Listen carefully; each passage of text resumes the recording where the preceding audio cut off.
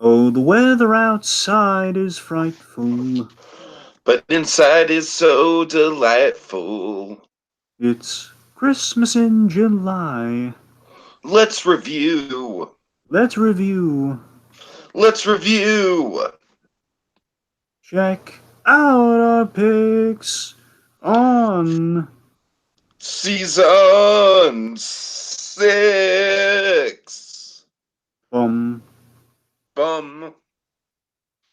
Freaking, I'm sorry, Andy Williams. I'm not sure who that is off the top of my head. I'm sorry. You're like stressing this, and I'm just like, I don't know that reference. I'm not like Captain America and the Wizard of Oz.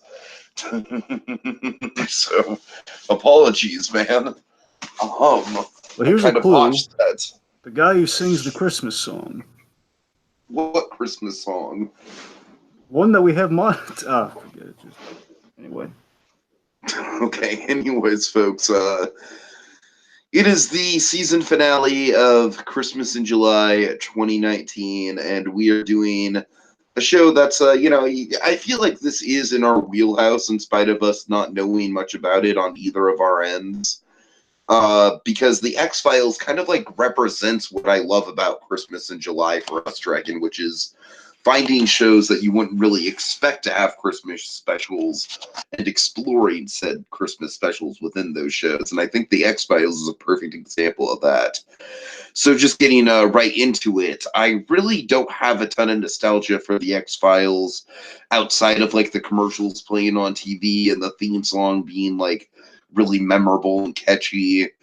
But I do remember the hype. I remember everyone being disappointed with the finale, and you know the whole like I want to believe bumper stickers and that kind of thing. So I was there through the phenomenon, but I was just too young to really appreciate the show. Looking at the show now, I think it's fun. I think the two leads have a nice dynamic with each other. I've seen a few episodes here and there, watching it with friends here and there at parties and stuff. It's a nice, honestly, it's a nice casual show to just kind of throw on in the background because you know who the characters are. They establish the personalities so well that you can kind of watch it with the sound off and know kind of what's going on. So for me, Dragon, it's nice nostalgic comfort food. I don't really think it's like high TV art by any means, but I don't know. It does have a lot of fans, so maybe if I looked more into it, I'd appreciate it a little bit more on that end. But that's about all I got. But I did really like this episode, of course, and the main reason why we're doing this episode is Ed Asner, along with Lily Tomlin. Don't want to sell her short at all. But yeah, Ed Asner seems to be a fan favorite of ours, especially when it comes to Christmas specials for some reason, Dragon. So, Perhaps we should show him off a little at the moment. right. So we'll be getting to him. But yeah, let me switch over the image. Dragon, what's your background on the X Files? Little to nothing, if I'm being frank. Here's the thing. So my grandmother, her two favorite shows would probably be Next Generation and X Files. So that's the Okay. kind of the most basically I know the premise of X Files. You have the basically the dynamic at play, kind of the old cliche of the X Files dynamic. As I don't mean that in a negative way. I just mean like basically it's so iconic. It's like when you think of Mulder and Scully, you know exactly what people are talking about. Well, that's what I'm saying, where it's like you can watch it with the sound off and know what's going on. It's so iconic. Exactly, kind of the old like one's the skeptic, the other one. Basically, you get the idea of the show in a nutshell from the very little I know, what I can glean from this, and just think this might be my first full episode of the X Files. If I'm being frank, it might be. Where it's okay, you have the believer, and you have the believer in the paranormal, and I believe they're both FBI agents, right? Yes, I think so. Yeah. That's the thing. I mean, I'd be shocked if the point is you have the FBI agents. One's the skeptic, one's the believer in the paranormal. In some cases, will be skewing towards one. Some cases skewing towards the other, and that's kind of it's kind of the gist I get from it. Of course, Kevin Smith's dogs initially had the Mulder. Of course, he's had a couple dogs over the years. Of course, you have Mulder and you have Scully. So Mulder, the Wonder Dog, I believe. I think Mulder was the cool one, anyway. I mean, of the dogs. Regardless, of course, I do know the actors though. David Duchovny, and you have Gillian Anderson. Of course, I've seen him in a number of things. The big thing I've seen him in recent years, you have Gillian Anderson in Hannibal. Uh-huh. All right. David Duchovny, of course, was in Californication. Do you know him from anything else? Well, I know him from that too. I'm just trying to think of. Well, I know him from that. I've seen him. God, there. Oh yeah, Larry Sanders Show. Basically, kind of played. He was friends with Gary Shandling, and in real life, so therefore, he was going to put on the show. It's kind of basically kind of playing on the whole. I'm pretty sure he's played himself, but it's been a while. So I mean, he was on the show. That's the other thing I know. He's been in other things too, but you know. Okay, so I guess without further ado, Dragon, let's get into it. So we start Well, the episode title Christmas. too, just how the ghost stole Christmas. Yeah, How the Ghost Stole Christmas, very X-Filesy, very much kind of like playing on, a Christmas tradition in a fun kind of like creepy supernatural kind of way. I like it. Of course, the how of it all being the X Files, his whole shtick. We're like, well, how did they do it? Is it a con? Is it not a con? What's going Uh, on here, man? The truth is out there, man. Anyway, God. All right, so Christmas Eve, somewhere in Maryland, we see a creepy old house with a bunch of fog outside. Dragon, I love the. This is kind of what I'm talking about when we talked about Daredevil with the flashlight lighting. Dragon, I feel like this is a good example of an episode that has a lot of flashlight lighting, but it's done really well to the point where you can still clearly see everything, even though it's got a spooky ambient lighting to it. right. Of course, we have some great. I always love when we do this in the Christmas specials, the Christmas themed episodes. I love when we have really Christmas music played in kind of a dramatic story accompanying way. We have it better later on towards the end of the episode, but we have here where we have a little bit of Christmas music playing "Have Yourself a Merry Little Christmas." I want to say that's the Goulet version, but I don't know. Uh-huh. Have yourself a merry little Christmas. It's really one. It's a great song too. Of course, it kind of builds the ambiance and it goes full circle with our story here. Mulder's listening to it on the radio, awaiting Scully's arrival. Yeah, Scully pulls up. Interestingly, Dragon, one of the things I noted, maybe symbolic, maybe not. Mulder's first line was, "I almost gave up on you." Ah, Yeah, see where I'm nice. going with that? Maybe. I I don't do. And know. of course, you have the whole the checkout lines were worse than rush hour. Yes. I hear Silent Night one more time. I was going to take hostages. So the idea is that the Scully is somewhat of a. She's kind of our Scrooge for the thing. Would you say like who would be the Scrooge? Okay, no, the interesting thing about that is that I don't think Scully's the Scrooge because I think she's the one that wants to get more into the traditional Christmas stuff. You're right. I'm sorry. Yeah, you're right. Mulder's the Scrooge. He has to be. I think Mulder's the Scrooge because Mulder is like, he's into the darker, like, all right, forget about Christmas. I just want to investigate this really dark shit that's been happening. And, so, and like the episode kind of explores, he kind of surrounds himself in darkness. You know what I mean? Of course, he has the arc. He has kind of the revelation. He's the lonely guy around the holidays. You have a bit of Yeah, the ghost, exactly. obviously the Exactly. ghost of it all, and he's pursuing the ghost. Is definitely kind of a Scrooge. Right. Yeah, he's absolutely. I don't know. I was thinking, yeah, he's the Scrooge. All right. All right. Anyway, so let's see. So the idea is he invited Scully to a stakeout on Christmas Eve. Did you invite me to a stakeout on Christmas Eve? Oh, Mulder. So she has wrapping to do, and here's the thing. I tell me if you caught this. She has like the boxes already wrapped in her car. That tells me that she like, I wasn't crazy. It looks like she had already pre-wrapped and everything. She was making up something so she didn't have to spend the holidays with them. I honestly, Dragon, yeah, I can see it. I can see it. So, they have a conversation in the car. Their classic kind of banter and their dynamic. She's basically he knows how to get her interested in stuff here, and that's kind of that's the dynamic. He knows how to push Scully's buttons and kind of get her like, okay, you want in on this, don't you? She says, well, fine. If you want to be, if you had anywhere else to be, just kind of like reverse psychology on her every turn. It's like, fine. If you want to go somewhere else, by all means. But of course he knows it. Let's see. I thought you'd be more curious. Anyway, so Scully's putting together. She's wonderfully she puts things together sardonically, as I get a sense she does many a time here. Where she says, "Okay, dark gothic manor, omnipresent fog, just a thicket of overgrown in the thicket of everything, and the overgrowth, and I can hear a hound howling by the moonlight, practically." By the moor, I think. I hear a hound like howling by the moor. Like, tell me you didn't. So basically, tell me you didn't call me on Christmas Eve to go ghost busting. They prefer, and of course, without missing a beat, the company just comes in with they prefer the preferred term is apparitions. And this is what I'm talking about with Scully definitely not being the Scrooge. You know, she's like, I've got family cheer to spread. I've got family roll call under the tree at 6 a.m. Mulder, come on, you can't do this to me. That Tiki, I think you're absolutely right that Mulder is the Scrooge, but by the same token, I do want to throw this in there. Scully also has a little bit to learn here. Scully, I don't know, like roll call at 6 a.m. for the holidays. Doesn't really sound like it. I think she's like taking. I think she's trying to embrace some of the fun of the holidays, but she's not. The idea is like she's far from it at this point. She's just like. So, are you saying that going ghost hunting and getting into a suicide pact is embracing the fun of the holidays? Well, I mean, it's kind of the standard of every holiday, TK. What are you talking about? I mean, fair enough. Especially if you've seen Midsummer. Sure. Anyway, no, but seriously, the fact that she's like, it's like she's looking at Christmas like a checklist. It looks like she has the gifts wrapped. She has to be a roll call. Who calls Christmas roll call at 6 a.m.? That's what I'm talking about. Yeah, yeah.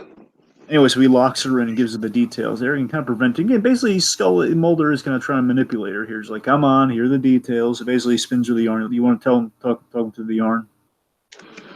Yeah, sure. Okay, Christmas, 1917. It was a dark time.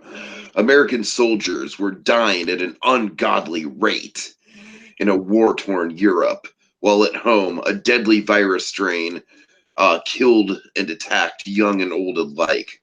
Tragedy was a visitor on every doorstep, while a creeping hopelessness set in with every man, woman, and child. It was a time of dark, dark despair. Scully's just like, you already said that.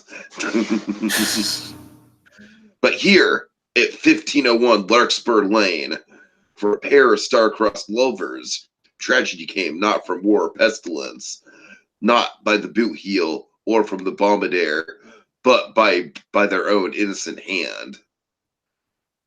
And the music gets all dramatic. It pans out. Scully's getting interested. Sorry. Go on.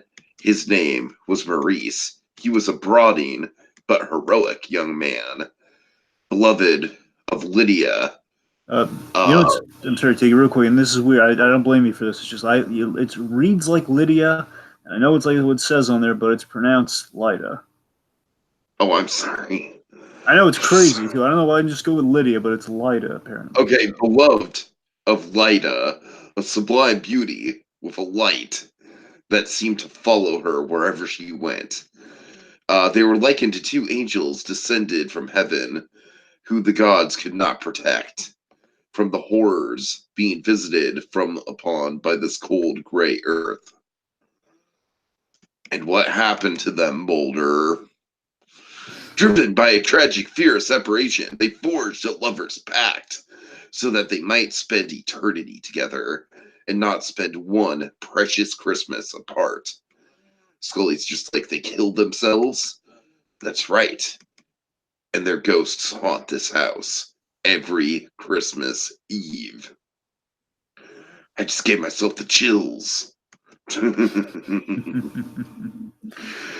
So Mulder, just a consummate storyteller in the show for sure. A good story, well told, but she doesn't believe in ghosts. If it was any other night, maybe she could get him to go along, but you know. Yeah, and he's like, this is part of the course. I mean, it was a great gag here. And there's definitely some meta self-referential stuff here, where it says, this surprises you? Like, any of things like this surprises you that I don't believe in ghosts. Like, it's like calling him out, like, come on, man. Like, we always have this back and forth, like, fight. Again, this is like, what is this? This is in season 6. Like, for at least 5+. Oh my God, it's occurred to me. Hey, another season 6. Season 6 for us, season 6 for them. Oh my God. Wow. And the finale. Nice. And I think it's episode 6 too, right? It is episode 6. Yes. Oh my God. 666. We totally didn't intend that, but yes, 666 Supernatural. Oh man. Yeah, we got to do Lucifer Christmas special next. Lucifer does have a Christmas special, right? Well, I want to say it's like set around Christmas. If they're, I'm pretty sure there's at least one around. I would be down. I got to double check on that because I assume it's like set around Christmas in a loose sense. But All right. anyway, sorry, we're getting sidetracked. Point being, so Mulder goes in alone, and Scully I love can't the leave. fog, Dragon. The fog in this scene is really atmospheric. I love the atmosphere of fog, man. It's Mm-hmm. cool. Of course, this is a wonderful bit. This is how he gets her here. So at least it implies this is the way we get her here. So Mulder goes in alone. Scully's like, she can't leave him. Says, "What? You're not going to do it. You're not." Basically, she's saying to herself, "I'm not going to do it. It's my New Year's resolution. I'm not going to do it. I'm not." It's like this age-old thing. I love that you just kind of boil down to being kids here. And it's just, I love that Gillian Anderson plays Scully. Gillian Anderson's Scully here cracks me up. Where it's like she just knows her partner here. So it's like they're kids. It's like Linus and Sally here. So it's like imagine if Sally didn't want to do the pumpkin patch for the second time. Like he's gonna sell me on the pumpkin patch. I don't want to buy into the pumpkin patch. But it's like Oh God. Of course, these two kids like each other, so it kind of makes sense. Sure. Anyway, so of course she ends up he enters with flashlights, and we have like the thunder and the lightning effects. Thunder and lightning effects are good, by the way. It feels like really booming and crashing. It feels like actual thunder and lightning. I don't know. Yeah. Just generally speaking, I think the sound design is really well handled in this episode between the thunder, the creaking boards on the floor, and everything like that. So then she appears, and it's like, "Oh, did you change your mind? Did you take my car keys?" Of course, that was his insurance. Of course, where the question is like, "Did he take your car keys?" He's looking for an excuse. We need an answer on that later on, but maybe it was a ghost. Oh, that Mulder. Oh, that Mulder. Anyway, so the clock tolls, the wind's blowing. Scully writes it off as the weather. And classic, X-Files stuff, I'm sure. It's a change. It might be a chance of a white Christmas after all. Of course, it's not going to be. It's going to be a foggy Christmas after all. Well, then wait a minute. Oh my goodness. It's going to be a foggy Nelson Christmas after all. I love that pun, but anyway, no, remember it does snow, so yeah, we are going to have a white Christmas. That's awesome. It's a little cold. Free pastrami for everybody. Yes. Boy, what will you have? Which cut of meat will you have? Oh God. Anyway, so that's a Christmas pitch unto itself. Yeah. Hey, if we didn't already have a Christmas in Daredevil season 2, we would have made that pitch already. Believe me. Don't think I didn't try. Oh God. Anyway, so the door's locked behind them, so they're trapped in the place. Again, like kids, Mulder's teasing Scully and just like gets her to go along with the ghost hunt upstairs. He checks and this is a really good bit here. She checks her watch. And the lightning flashes. We see a little ghost of Lyda. Which, by the way, one other thing I should have mentioned here is while we have the check and the watch shot being mentioned, the mundane and the small little details here, small strategic details in how they shoot this. The other thing I know about X-Files, of course, gives us Vince Gilligan. Oh yes. I'm surprised neither of us have mentioned. Yeah, I meant to bring that up. I don't know the time. It's points like that and Bryan Cranston. We don't have Breaking Bad without this show, so it's very difficult. For sure. Anyway, so yes, okay. So the point being, we see a little tease of a light, then disappears the lightning flash. Scully's along for the ride.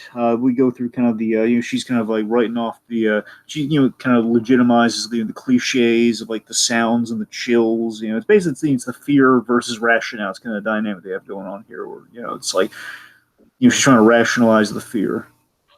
The idea of like when you're in a fear-based state, you should rationalize things versus kind of like you flight or flight of it all, I guess. All right, so. Let's see. She's asking about. I'm sorry. You want to take us through some of this? I'm sorry. Isn't this? We're getting close to the end of the intro, right? Pretty much, yeah. Okay. I just want to make sure we don't cut it off there. I tell you what. I go ahead and get us to after the intro, and then I'll take over from there. Let's see. So they're asking about benevolent ghost, and like one might. And why basically like he's asking about the semantics of ghost and like why a ghost would show itself, like for dramatic effect. If you're a ghost, then wouldn't it behoove you not to just be seen and be like, "Ooh, I'm a ghost"? Essentially, is what she's pointing out there. Basically they lay out what it's kind of laid out what to expect here. Like, okay, ghost. I believe Mulder's kind of drops the sounds like, what's the studies about ghosts that kind of prove basically things for us, the audience, to expect and kind of judge our other ghosts by. And basically, it arms us, the audience, with information of like, okay, when we see the ghost, are they ghosts or are they people? And this arms us with the information, probably classic X-Files sort of stuff here, where it's like, okay, ghosts never age, reportedly never age. They're never. They're searching for a better place. They're always searching for a better place, Yeah. Psychology is like, that people believe in ghosts too. I believe Scully comes in with the whole, people like to Yeah, she believe in comes in with ghosts. the whole like, the believe in ghosts because of a number of different reasons, like like wanting to reconnect with loved ones and just wanting to be a part of something bigger, wanting there to be something beyond death. Flirting with the idea of immortality, that stuff. Mhm, Yeah, the idea mhm. of beyond death, basically afterlife and immortality. And you never really Yeah. die. You'll be around, and basically you'll be a force ghost. Is what she's going on So about. in other words, no one's ever really gone. No one's ever really gone. In essence, and of course, what makes us human, the essence of Christmas, is pretty much what she's going on about, Mhm. which is nice. All right, so let's see. The door opens by itself, and like, tell me you're not afraid. Okay, I'm afraid, but it's an irrational fear. Scully. I'm I not. love it, man. It's like it's classic like comfort food TV dynamics right there.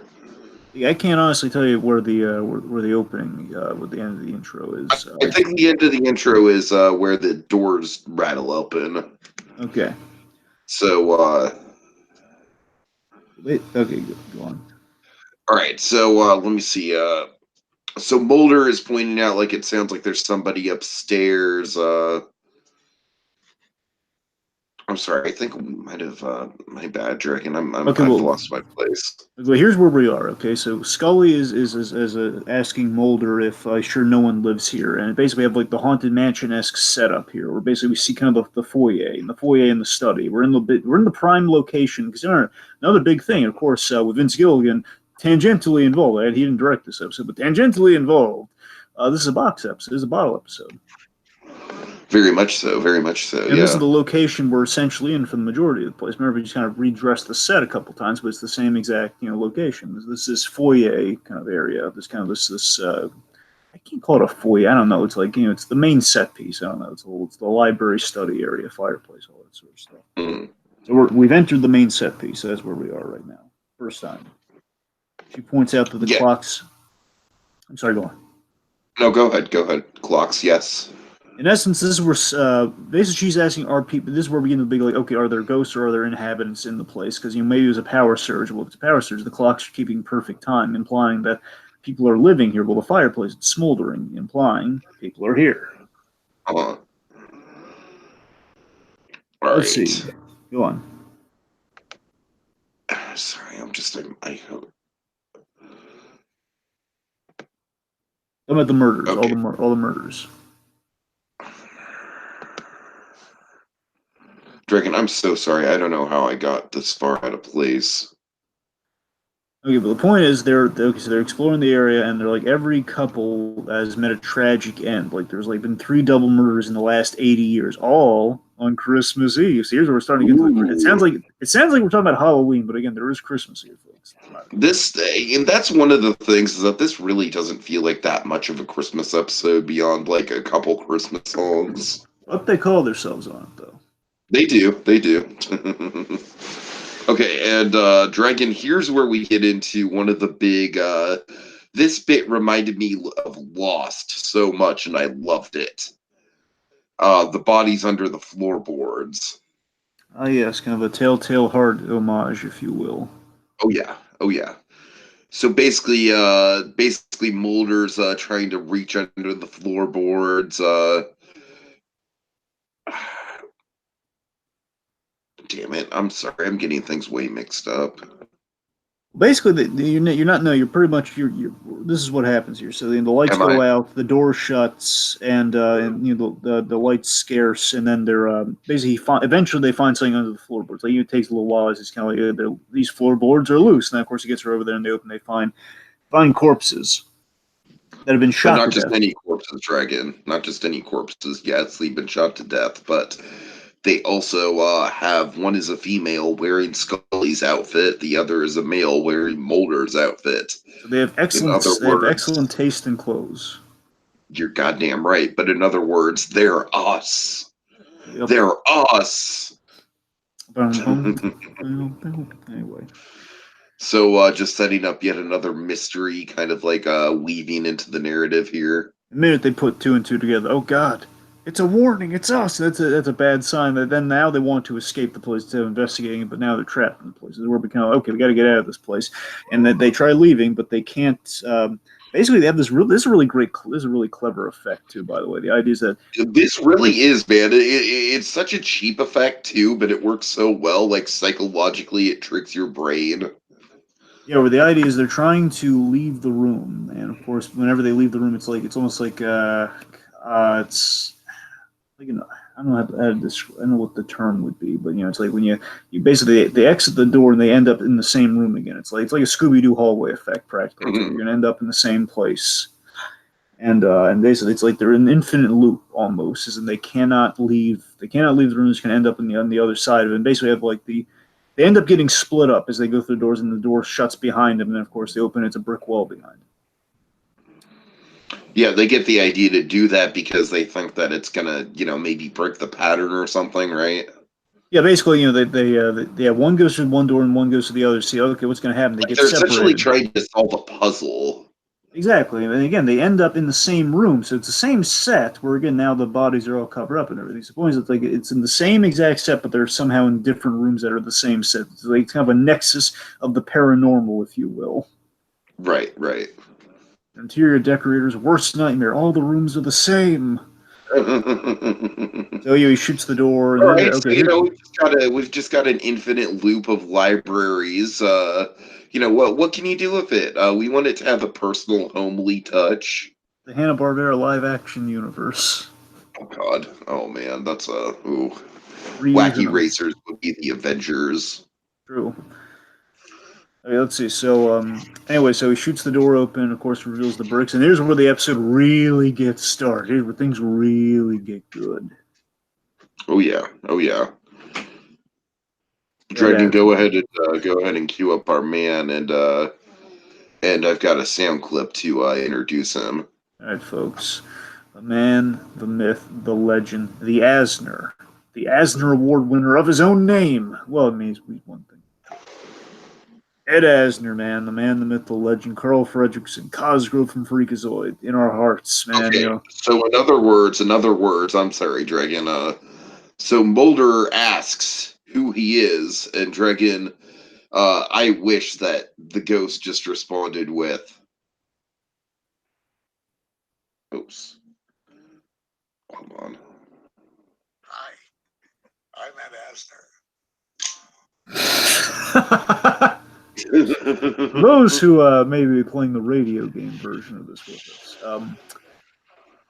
it's from I Know That Voice, the wonderful documentary. I believe you can find it somewhere. If it's not on Amazon, it's on Netflix, possibly both. I'm not entirely sure. The point being, you can find it somewhere. I recommend it. Then we go through all sorts of voice actors and voice performances. And Ed Asner has a very brief but fleeting moment, but an excellent one, where he introduces himself and pulls out a switchblade.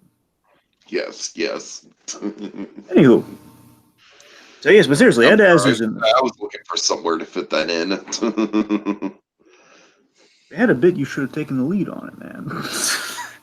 I know. I'm sorry. Anywho, so enter Ed Asner, who's playing Maurice here, and it's just the magic of Asner. Here's the thing. So, of course, historically, Ed Asner's kind of in his prime in the 70s, sure. But, in Tiki and I's hearts and minds, and the hearts and minds of many people, the 90s this is the prime for old man Ed Asner, and I love old man Ed Asner. This is the prime for me here. Where again, this is like the Cosgrove era of Ed Asner. He brings a really wonderful performance too. He brings kind of a dramatic performance, so it's light as well. I love it.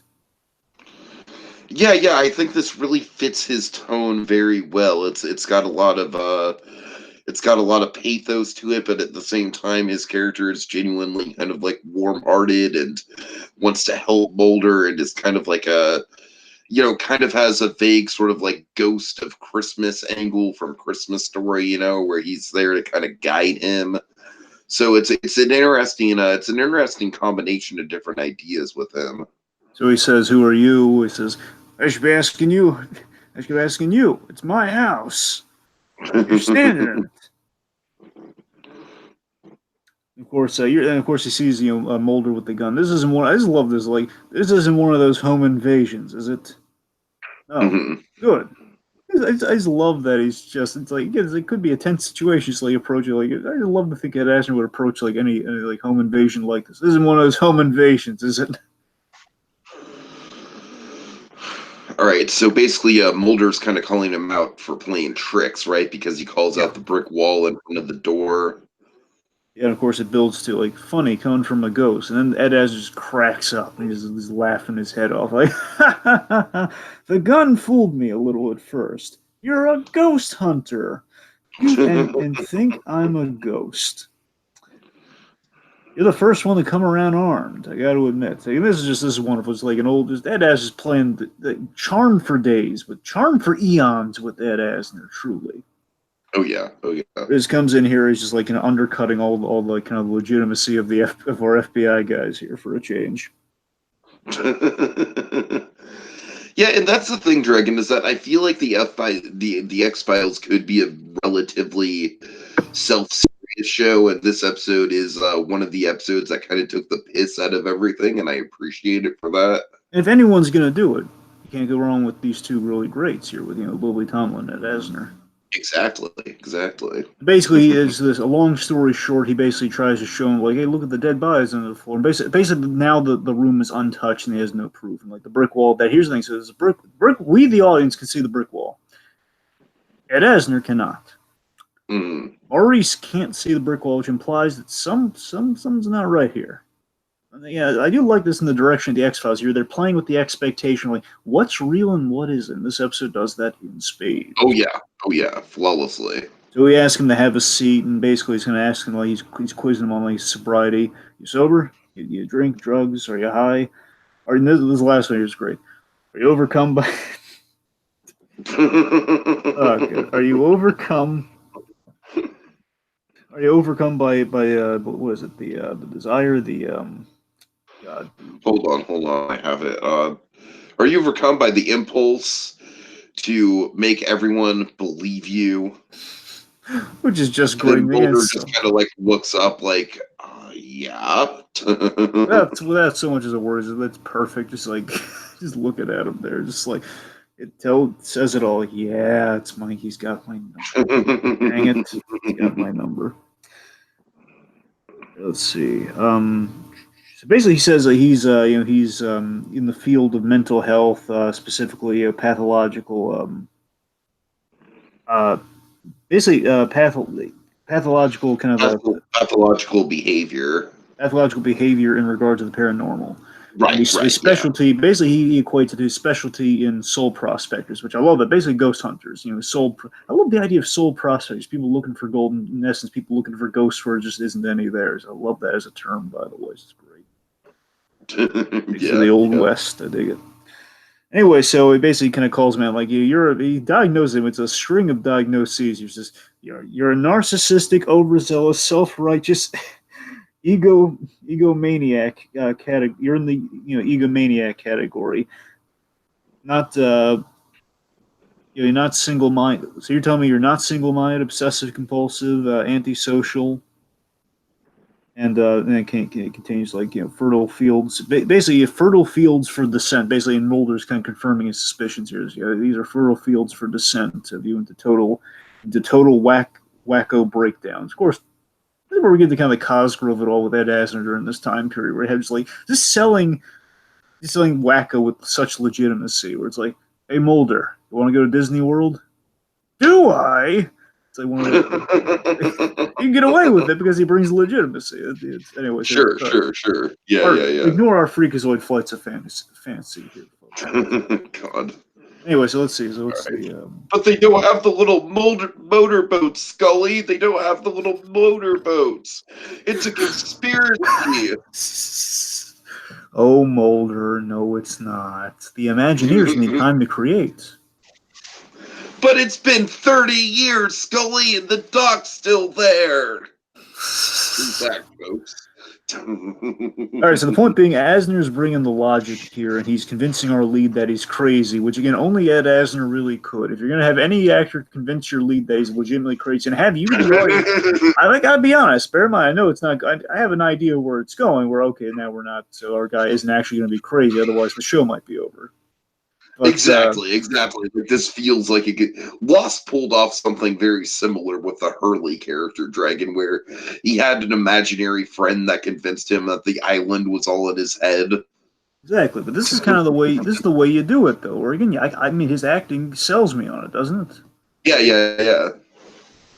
He basically points out, well, look, you're waving your gun around, you're talking about imaginary brick walls, signs of crazy, essentially. You probably convinced yourself you've seen aliens. Of course, that's definitely a meta thing. Like, okay, well, X-Files hinges especially on the aliens of it all there. So, right. Yeah. Because you're, and basically he lays it on here, where it says, because you do this because you're a lonely, basically, psychoanalyzing me. Basically, because you're a lonely man chasing paramasturbatory illusions. Of course, he's questioning the paramasturbatory. Most people stick their fingers. Most people would stick fingers in wall sockets, then spend a minute with you, wouldn't they? Let alone spend, and basically says you spend Christmas alone. Says, I'm not alone. No, now self delusion. I've seen it before. Basically says, no, I have someone here. Says, what did you do? You steal our car keys? It's like, yeah. Yes. Oh, man. Is he? And again, he's calling Mulder on the inner truth here. Like, you're afraid of loneliness. This is where we get to like the Scrooge of it all here. It's like, what if we just like circumvented like a whole 3-act movie here? It's like, okay, we'll just call Scrooge out on all of it in the first act. Right. You know, just like, Scrooge, here are your problems. Your laundry list of problems. Wake up to it. You're going to traumatize. We're going to skip Act 2. We're going to get all the way to Act 3, terrify you, and then Bob's your uncle. Pretty much. Anyway, so it's like spending, you spend Christmas alone. I'm sorry, I'm backtracking here. Point is, he's afraid of loneliness. I have to find my partner. And a piece of cake. Of course, as he piece of cake, he tries walking through the brick wall. This is a funny gag. We see him walk through invisibility here. Where again, he walks through what seems, again, it's playing with us. Now it's playing with us, the audience. Like, okay, well now the brick wall's gone. What's going on here? Yeah, I mean that's the thing, Dragon, is that this episode does have a lot of kind of vague sort of like thinking man visuals. Yeah, is it real or is it not real? Like, what is going on here? Yeah. All right, let's see. So, meanwhile, what's going on in the land of Scully, man? In the land of Scully. Meanwhile, in the same exact room, so Lily Tomlin appears, and they both kind of scream. And Lily Tomlin's just insisting, like, no, I won't hurt you. I won't hurt you. I love Gillian Anderson scared out of her Scully's door, by the freaking way. out. She's like, I'm a federal agent. I'm armed. You're what? I'm armed. Channeling a little bit of Farmiga as an FBI agent. Just a smidge. God. Just a smidge. Yeah. You know, just like, I'm on Don't edge. come any closer. My name is Special Agent Dana Scully. Well, yeah, she's on edge and she's panicking. I love it. Just Gillian Anderson rocks, man. She just does. She played Hannibal Lecter's therapist. Not the same difference point. Psychiatrist in the Hannibal TV show. Right. Okay.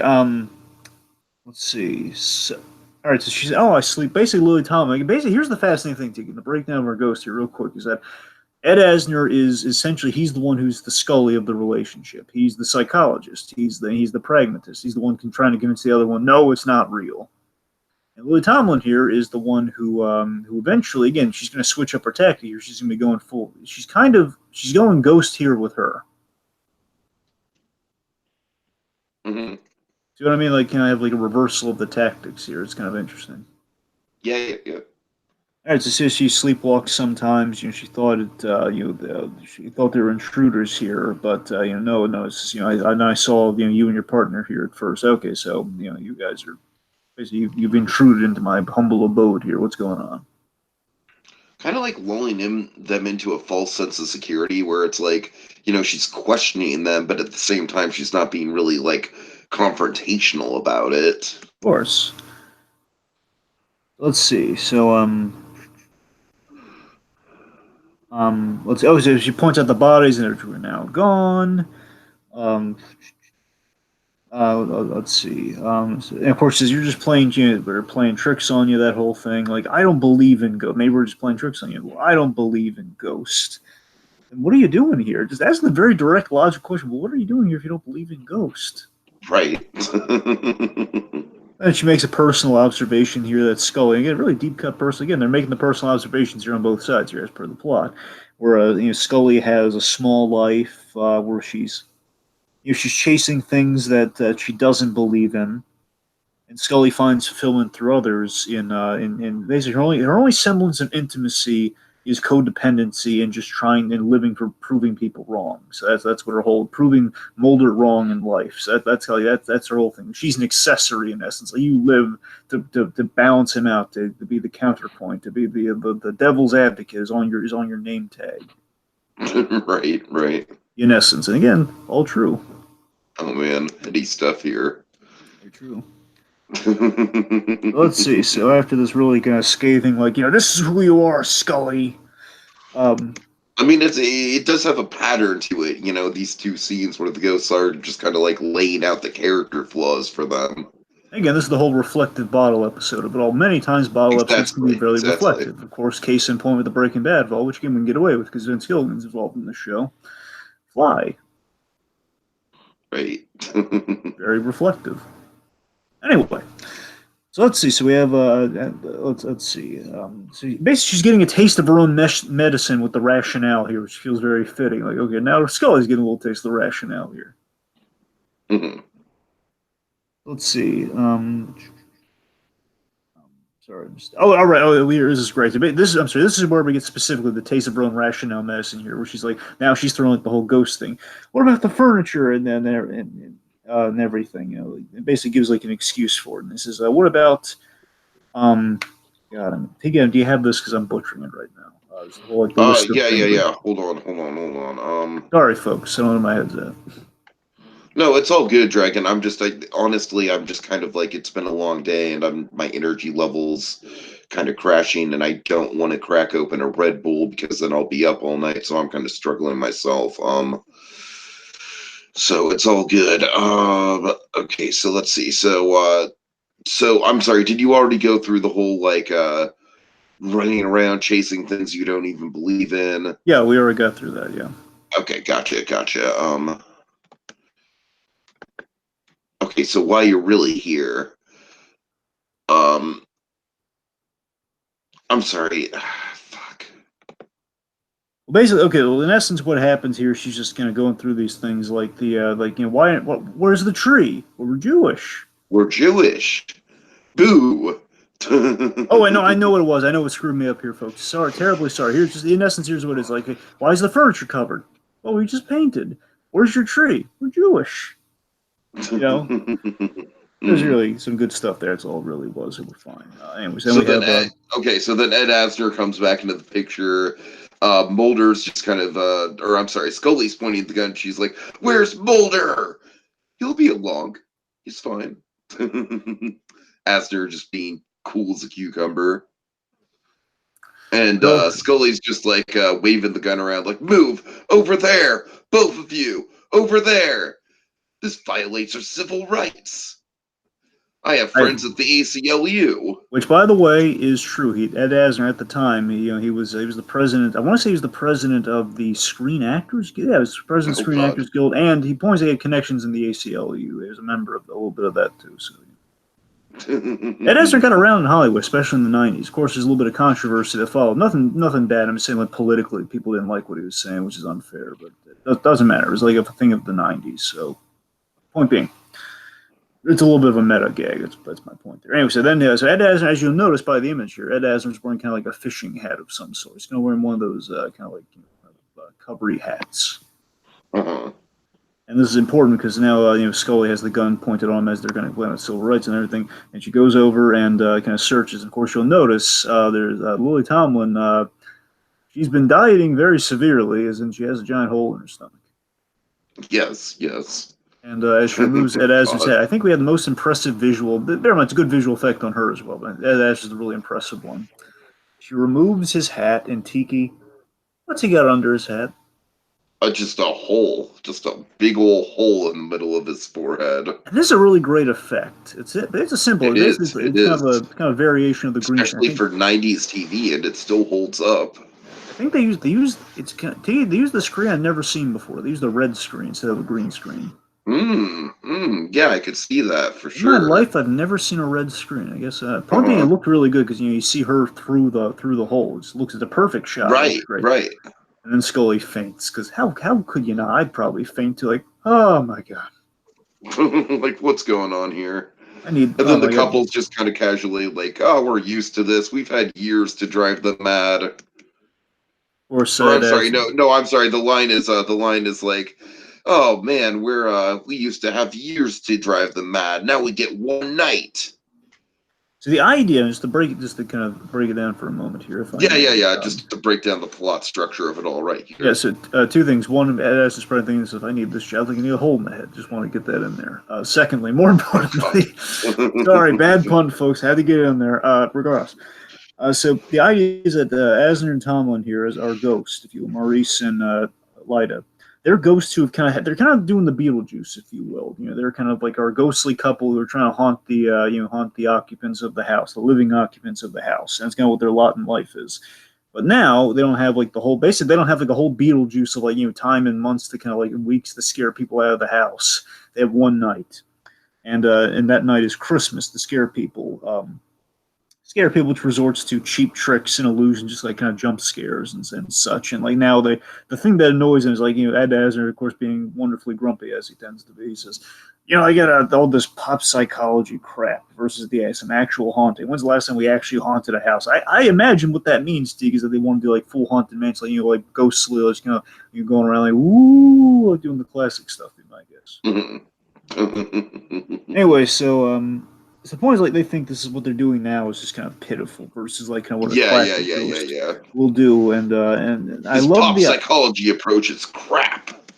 And I love the idea they have to keep this up. They have to because the idea is like they haven't had something really spooky, really ominous. Basically, people being scared to death, or in terms of like I guess actually shooting each other.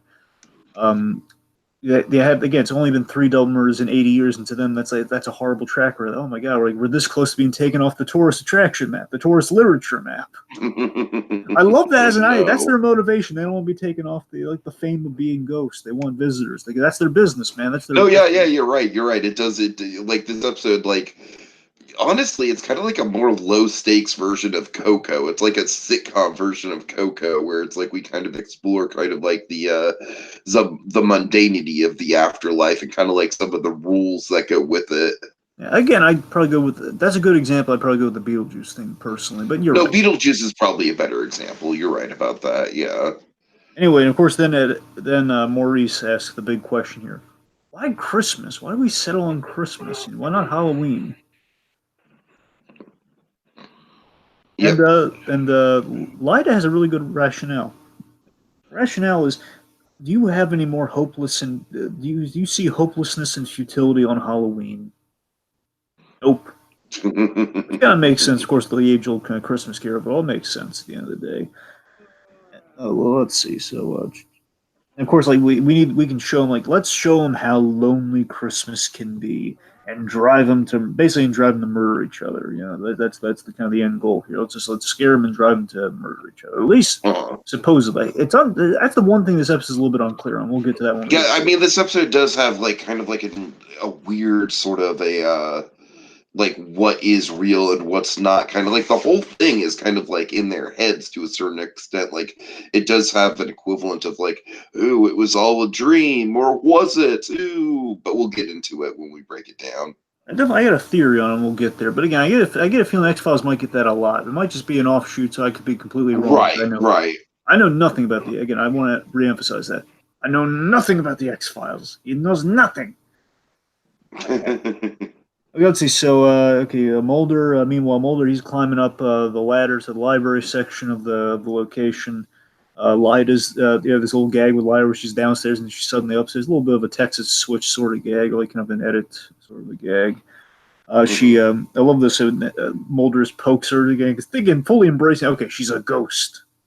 Just pokes her and then kind of like shoves her against the wall, manhandling her. Just mash her, frump. I don't know, it's just funny. Mash her, just calling her a frump. I don't know why. It's just funny. So, and of course, like you can't go through that door. It's a brick wall. That's why you can't go through the door. There's a lot of ghost comedy. There's just a lot of fun. Let's see. So he recognizes Lyda as you've aged. Which, of course, the reason he brings it up is the fact of like, okay, well, the ghosts aren't supposed to age, and it says like, I hope your partner finds you more charming than I do. Of course, a little fun fact for the kids out there: Lily Tomlin, Aunt May in the Spider-Verse. Yes, of course. I'm going to bring a little bit of that into the role here. Just want to kind of get that. I love how lively she is in this too. She's just so. Lily Tomlin is just so darn funny. I don't know why she's this. All right, let's see. Yeah. No, sorry, Dragon. My energy is just. I'm so sorry. I feel so guilty. I'm leaving you hanging here. I'm trying to keep up with this. All right. Well, to the library, we got a book here. We got a book that basically is the namesake of the episode. How the ghost stole. How the ghost stole Christmas. Of course, he looks at the book. It basically confirms like all the stuff. It shows pictures of them. The Maurice and Lyda. It's I'm sure you appreciated this gag too, where we have by R. Grimes. Right. I was thinking about you, like, okay, he's gonna get a kick out of that R. Grimes.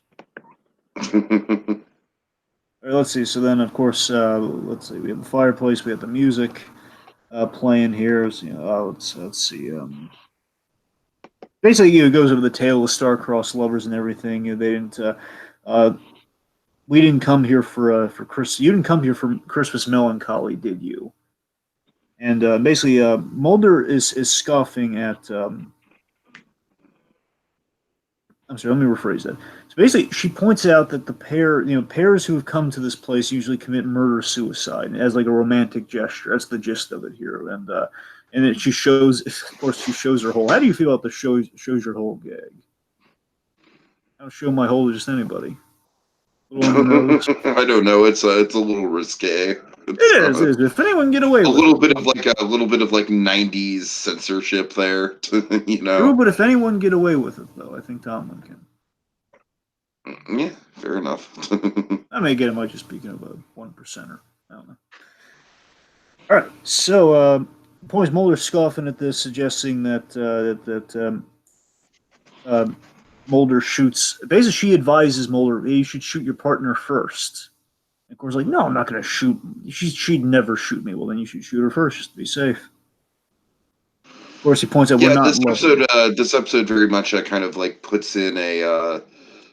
We put the framework in motion for this murder suicide, and at first it really seems ludicrous. It's just like, wait a minute, like, why in the hell would Mulder and Scully shoot each other? Like that just does not seem like anything. Of course, like you said, Dragon, this episode almost kind of plays on our expectation for the conventions with these two characters in a way, where it's like we know that these two are so close that they would never that this would never happen, or would it? You know what I mean? When it does kind of like start to go the other way, or at least it seems like it does, the episode does kind of like ramp up towards the end for sure. Yeah. All right. Let's see. So, points out like we're not lovers. Well, it's not exact science. We're ghosts. It just says. And of course, a little kind of check mark in the column, like, oh, that Mulder and Scully, they kind of like each other, but not going to say it.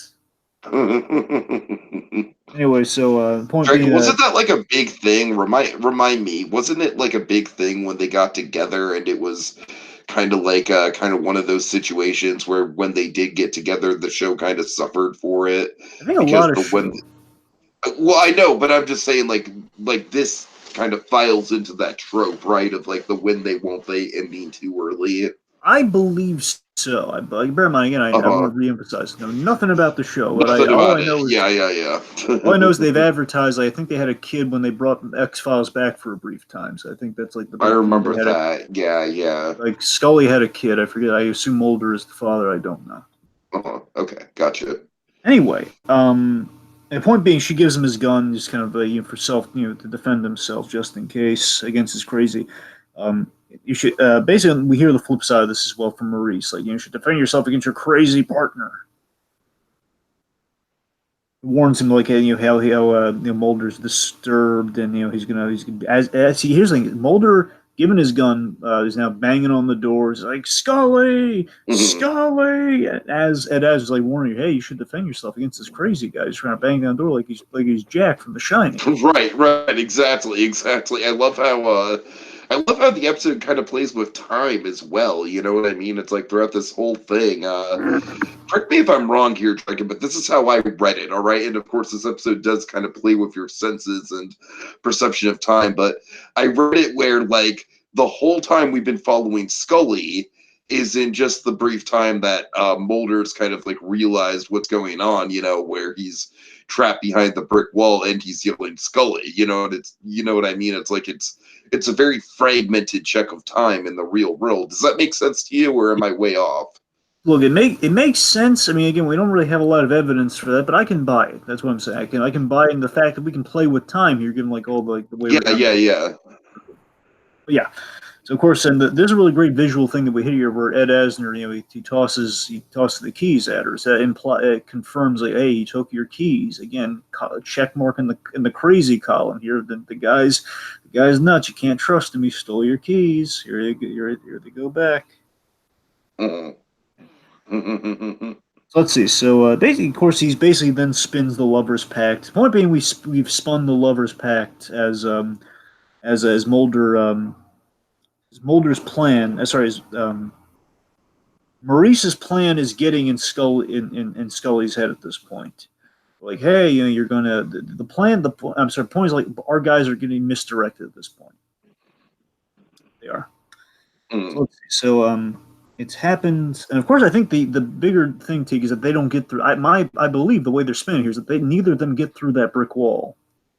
That they're still just again, obviously they're not interacting with the other one. At least it would seem. Because that's visually how it comes across to me. But I guess I'm sorry, we'll break it down a little bit more intimately here. So yeah, it's confusing. I don't necessarily think they make it like clear one way or the other, really. Sure. Anyway, so of course, I've seen this happen many times. He's going to go crazy. He's going to shoot you. I've seen him shoot partners before. He just starts getting the Scully's head. But again, she's holding that faith like, no, Mulder's not going to shoot me. So then Mulder enters, shoots her. He's basically shooting around the place, terrifying her. She goes, I don't want to shoot you, Mulder. But it was an act break thing. It looks like, oh, God, he just shot her. Like, no, he's just shooting around. Yeah. He's crazy, Mulder. So he's shooting around the place. You know what? I bet you in the ads they kind of hype that up. Like, he's not just Mulder, he's crazy Mulder. Yeah.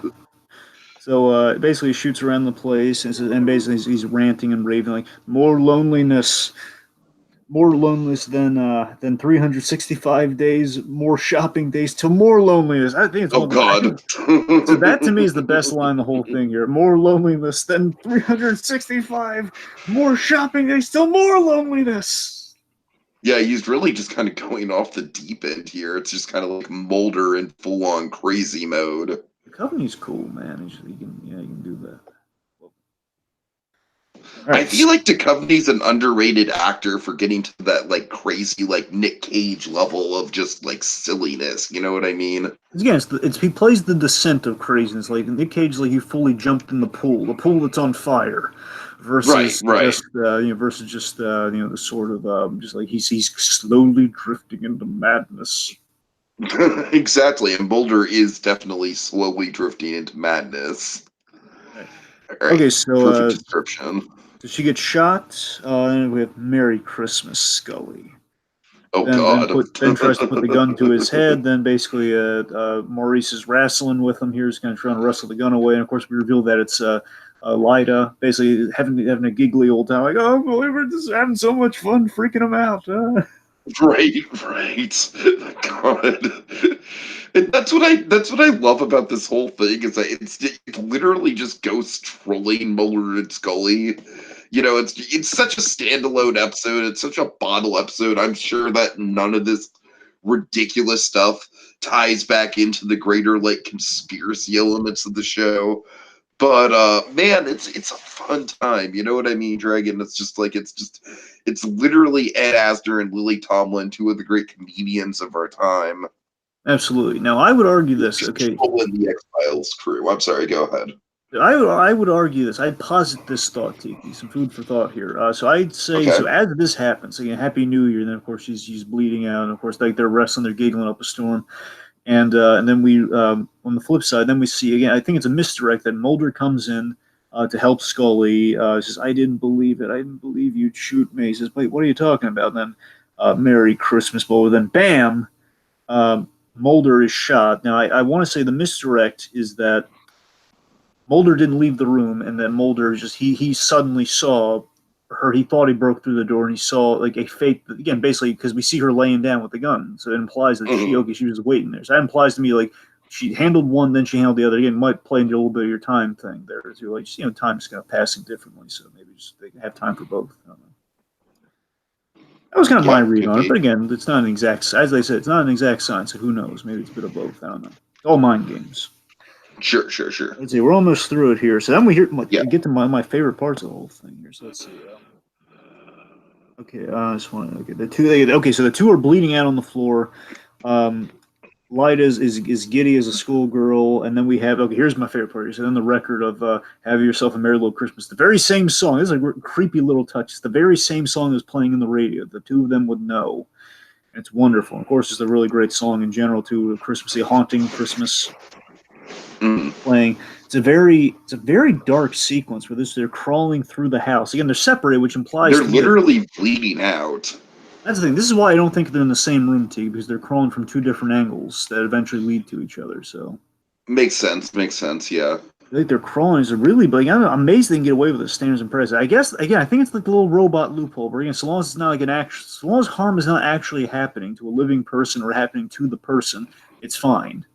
Like, if they didn't walk away from this, then they could never have gotten away with this on TV. In the 90s. It's almost kind of like the Don Bluth philosophy, like, go as dark if you want with it, as long as there's a happy ending at the end. It's like, if someone fakes their death, you can kill them off as gruesomely as you can. Oh, man. That whole thing. Like, decapitate him, so long as he comes back, though. Uh-huh. Anyway, so we have a very... So again, really, it's a wonderful little sequence here. Dark sequences. They're kind of crawling through the house. They find each other through the bloody trails, and their guns are on each other. And it looks like they're not going to make it. And in this moment, again, this is where we get the whole suicide pact, where they care for each other, put each other out of each other's misery, being the idea. Mm-hmm. Sure. Are you afraid, Mulder? I am. Me too. They're just kind of like, oh my god, what did we get ourselves into? How did it escalate into this? Wonderfully framed around the holidays. Right. Again, Dragon, there's very, very little to actually talk about when it comes to the Christmas stuff in this episode, really. So then we have like the last moments here. Basically, the last moments like, why did you shoot me? You shot me first. That's impossible. No, I shot you first. And then basically Mulder puts two together here. Like, wait a minute. I love this. This is one of my favorite parts of the episode, where Mulder just kind of like he uses logic to kind of determine like, wait a minute, 2 + 2 = 4. Like, just very base logic of like, neither of us, each one of us thinks that we shot each other. How could, if we each shot each other, then how could we each still be standing to shoot the other one, basically? So I gotta be honest. I'm gonna throw this at you, okay, logic-wise. Of course, basically they both stand up here, so they're both fine. He goes over the Scully, kind of wakes her out of it, like tells her to get up, and they run out of the house, and then of course they're perfectly fine. Like, all their blood-stained clothing's completely gone. They're completely fine. So I'm gonna posit this for all the stuff that unfolded. Okay. I think that sorry, give me a second here. I believe that the whole lovers pact, it would have taken if they shot themselves there on the floor when they were bleeding on the floor. If they shot each other, then it would have taken. But given the fact they didn't, like that's the whole like lovers, like that's the whole like suicide pact idea. The other thing, as we saw directly, was faked by the ghosts. So those are fake gunshots. These would have been the real ones. That's my theory. Gotcha. Makes sense. All right, let's see. So after they vamoose from the place, it's okay. So they vamoose from the place. We then see we have this really beautiful moment with Asner and Tomlin here. It was this real sweet visual of these ghosts by the fireplace. Yeah, they've done terrible things with these folks, but they had a grand old time, and no one's hurt, so it's fine. God. And there might be some psychological damage, but not physical damage, so it's all good. I think what we're conveying here with the ghost is that again they do live for this, but again it's kind of a cautionary. Again, it's kind of a Christmas Carol mission where it's the idea of like we're hoping that they don't apart. But again, they want to scare the Christ out of them, no matter what. They want to scare them by all means. But regardless, I mean, there's question if they kill themselves. Again, it does bolster their numbers, and they're expecting that. And if they do their jobs right, that happens. But I think they do take a little bit of solace in like maybe the Christmas spirit is alive. If they don't kill themselves, I think I don't know. I might be just reading into it too much, but it's like this beautiful moment as the song plays. There's kind of they're holding each other's hands by the fireplace and saying, "To the most, basically they toast each other in essence. Here's kind of a little sentiment to it. We almost had them. Again, they're taking in stride. That's what I'm looking at here. Yeah, they're taking in stride. Well, we almost had them. We almost had them to another joyless day of the year, but not for us. To them, it's another joyless day, and to people, it's another joyless day of the year, but not to us.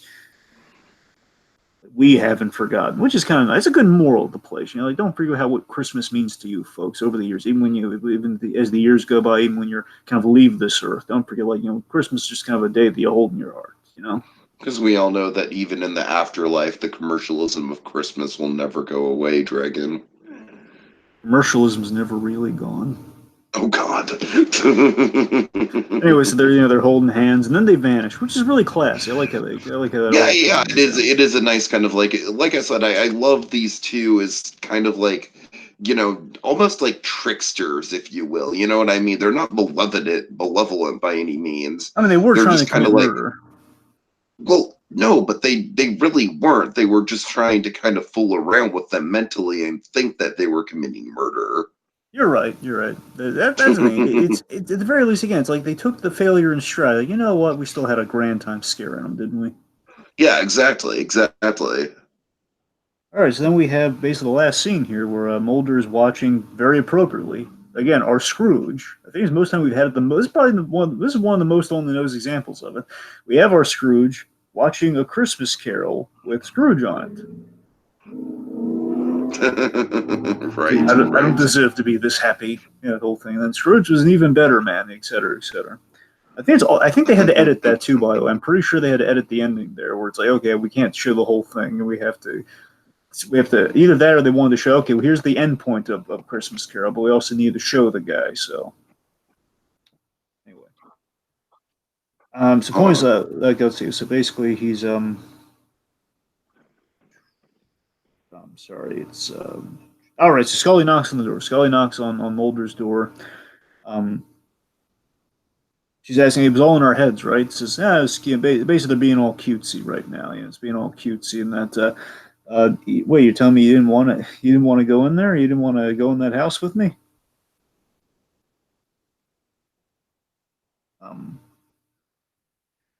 Sorry. Basically, it's self. I'm being basically she's like that was me being the self-righteous narcissist, wasn't it? Maybe, but maybe I did want to be there. Basically, taking the edge off. You know what? I had a good time despite us almost kind of thinking we basically shot each other and we're about to kill each other. All that stuff aside. I mean, really, all things considered, it sounds like an average day at the office for us, Mulder. So I'm glad we got to do it together. A little less aliens for a change. Right. I'll gladly trade aliens for ghostly trickster Ed Asner.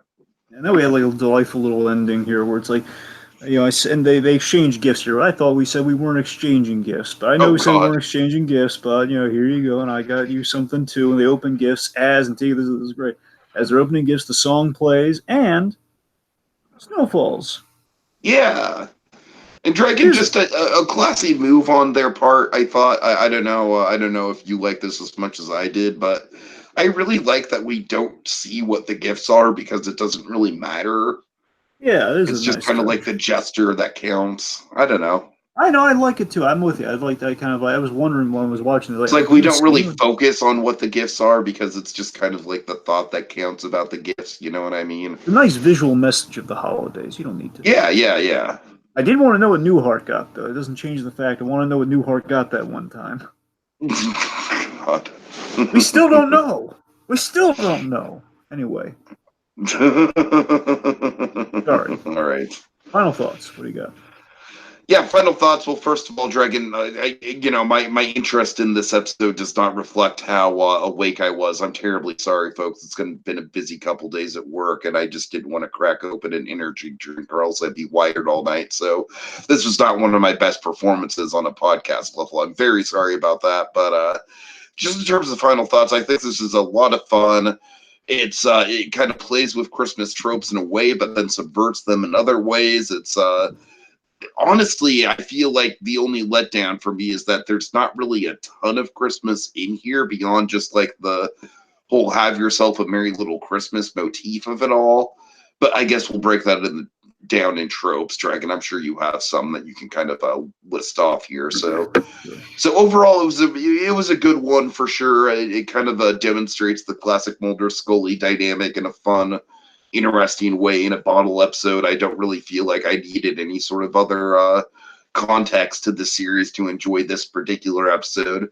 Sometimes I watch X-Files and I'm like, I'm a little lost on this, but this one was really nice to just kind of like jump into and enjoy, and I liked it quite a bit, and I wish I had more to say about it because I genuinely feel bad for leaving you hanging there, Dragon. So thanks for taking the load off. Uh-huh. All right, so final thoughts for me. This seems to be a very unconventional. It seems very unconventional and befitting of X Files. This special, it really does. You know, even to a newcomer like myself to the X Files, I think you get the sell, you get the history of Mulder and Scully, the dynamic, et cetera, et cetera. In a holiday setting where you know we have the basically we're famous, famously we use ghosts. We kind of get away with this, but you have a holiday setting where famously we can use something paranormal like ghosts, of course, with kind of the holiday connection with Christmas Carol and such. And we take this time, as we do many times with the holidays, to self-reflect and discover kind of the deeper truth about ourselves. So again, I think it's kind of befitting on that level. I think it achieves. I think it achieves this really well through the use of kind of using kind of the old kind of TV greats such as Ed Asner, Lily Tomlin. Again, if we haven't said their names enough, I mean, just because we like them, folks. But I mean, especially the Ed Asner man, Ed Asner. Gotta love him. They just bring such legitimacy and fun to kind of your holiday. Again, it's a real small episode. It's only 4 people in this entire episode, and they really carry the load. And I think they bring legitimacy. They bring against. It feels like It almost guest feels like a stars theater piece. It is, and of course, theater trained actors in this too. So Yeah, sure. An episode that at the end of the day, it does get really dark by the end of things. It does. It gets really bloody dark, and I don't mean then in the figurative sense. I mean, it gets bloody and dark. Then again, so is Christmas Carol. If you really think about it, Christmas Carol goes to some really dark places too. So it's very reflective. So it all fits at the end of the day. So this was it's unconventional, but again, we've covered unconventional before on Christmas in July. And again, if you need something that's tangentially Christmas related to fit the Christmas in July mold, look no further. We struck it right on the head. Tiki, before we fire into some other stuff, do you want to maybe just real briefly say like what your favorite Christmas in July was out of the lineup this year? Oh, out of the lineup, I could run them down real quick. Run them down. Of course, we have Static Shock with Frozen Out at the start of things. That was a good one. Then we did Frasier with Mrs. Moskowitz. Dragon, that's got to be my favorite, honestly, because that kind of was like a gateway drug into Frasier, and now I'm binging Frasier in my off time, so that's got to be my favorite for that reason. I really like that one too. That's a big contender. Then we did our Galaxy's Edge pitch for Life Day. Honestly, I thought the Life Day pitch went over pretty well. I thought we got some good ideas out of it. Honestly, that pitch went over pretty like it was more realistic than I thought it would be. Yeah. Let's see. So then we have one of my basically the other front runner for one of my favorites. If I'm being frank, the Dark Knight. I'm sorry, the Dark Knight Before Christmas. It's just some random guy That video. was also really good. That was that had a really nice ending to it. Then we had I gotta admit, our penultimate was also really good with Christmas Concarne. Maybe not the best representation, but it was good though. Uh-huh. And then we have this. Overall, a strong lineup, Dragon. Like I said, I wish I was a little more awake for this. You know, it's just been a long week at work, and so I Little fella apologize. tuckered himself out, folks. I don't know what else to tell you.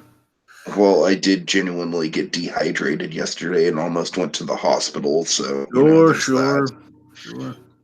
All right. Anyways, but you know what? Just reflecting on the brief tropes that we do have here. Let's see. Let's recount some tropes. Of course, have yourself a merry little Christmas is very prominent. If we've said nothing else, of course. we have a white Christmas at the end of things that we do hype up as well. It's like, oh man, I hope it's gonna be a white Christmas. Just generally speaking, kind of like the genre bending, kind of like a horror sci-fi type show getting a Christmas special in the general sense. Doing Ghost and the whole Christmas Carol, but all literally showing Christmas Carol. Right. Let's see. Tragic pasts around the holidays. Sure. Let's a little bit of Christmas versus Halloween. That's sometimes in play. Sure. Yeah, a little bit of a Nightmare Before Christmas thing going on. Sure. Let's see. Ed Asner, of course, Ed Asner being a big Christmas connect is one of his person. I don't know if this has ever changed for him. He's always said his personal favorite role is playing Santa Claus. To the point being, Ed Asner's kind of a Christmas connect in himself. Sure. Let's see. I mean, obviously there's one left. I mean, unless you got anything else, we should probably hit the big ending of the thing with Mulder and Scully with the gift exchange. No, go for it. Yeah, of course, the gift exchange. And in fact, we don't see the gift too. Like the rare, like we're ending on the note, like we don't need to see the gift. It's all about the spirit of giving, man. Also, I mean, at the start too, Christmas shopping, busy Christmas shopping, gift wrapping, that sort of stuff. Lonely Mulder around the holidays. Scrooge. Yep, Mulder will be absolutely okay. There we go. But you know what, Tiki? I gotta tell you, I didn't want to spoil it for him, but you know what? I was actually visited by a few ghosts, man, and it's kind of wicked. Oh no! Tiki, for years, I was visited by a ghost. Looked remarkable like Vera Farmiga. She walked me through my past, all my constant failures when it comes to Christmas in July. How time after time, I just can't come up with a name for this whimsical process that we find ourselves in when we recount. It's just like wagging her finger at you. Oh, Farmiga, no, sweet Vera, no. Anyway, oh God. Point being, that was much worse than the Ghost of Christmas Future, if I'm being frank. Like, oh, that just killed me now. God, no. But in all seriousness, I mean, point being, like, I'm racking my brains here, and like, I'm thinking, like, how after all these years, 6 years, you still have nothing to describe the process of going through the tropes as we just have. And I was visited today by the Ghost of Christmas Present. Sounded a great deal like a jovial Vincent D'Onofrio, I must admit. Oh God. Let me rephrase that. Actually, you know what? I'm misremembering that. I'm afraid it was actually Howard Hamlin. It was visited by Howard. That's a better choice. Offering me teas of all sorts of varying shapes, variety, and blends, including mushroom tea from Midsummer Dragon. Instead of wearing Dragon, let's just say I'm going to have a lot of Howard Hamlin puns when we talk about Midsummer. Of course, instead of wearing like the green on his fancy robe, was Hamlindigo blue, and he was telling me, "You really how it's crunch time, man. How do you look at everyone around you? They have snappy names for all the other Christmas and July stuff going on this month. The very few and far between. Oh man, Fabian's getting to you, man. Fabian's calling you out, bro. He gave me a tea of truth, my friend. He did. He took me on a golf course. Said, "Okay, there's the tee, there's the ball. You got to line them up. You got to find your destiny here, man." This whole chain of events that totally happened is just getting weirder and weirder, Dragon. The ball was red. It was very ghostly, very dreamlike. One could say, again, like the X-Files, I couldn't quite discern if it was reality or just a hallucinogen. I think you literally just drank the mushroom tea from Midsummer.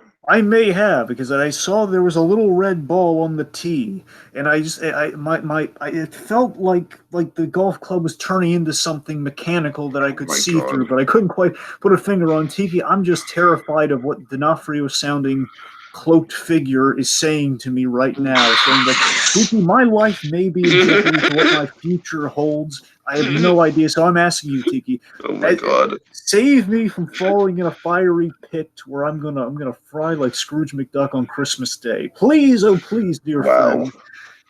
As the last kind act of Christmas in July, will you please help me? Save me from myself here. Will you please tell me what we can call this whimsical process? Because I've got nothing, and I'm gonna fry, man. I'm gonna fry Oh my like God. Bundy, and I don't wanna go. Wow, that got dark. What about Please, putting the mistletoe underneath the microscope? Oh God. hallelujah! I'm saved. It's a Praise Christmas Farmiga. miracle. Praise Farmiga. Oh dear. All right. Next time on Christmas in July. La la la la La la la la la la la la la la la la. la. The truth is Hi. out there. Hi. I'm Ed Asner.